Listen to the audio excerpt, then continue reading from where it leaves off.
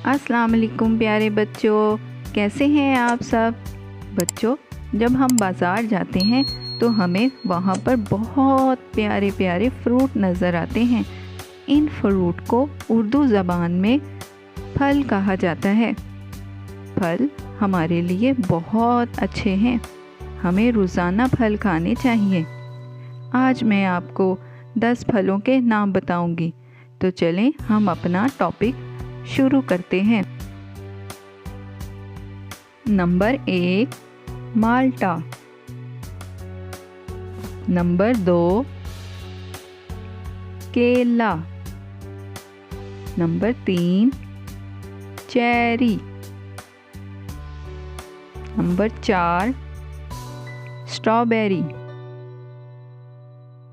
Number 5 सेब। Number 6 अंगूर।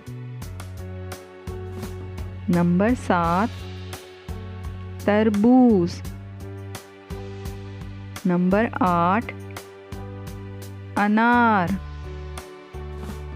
Number 9 आम। Number 10 kiwi fruit.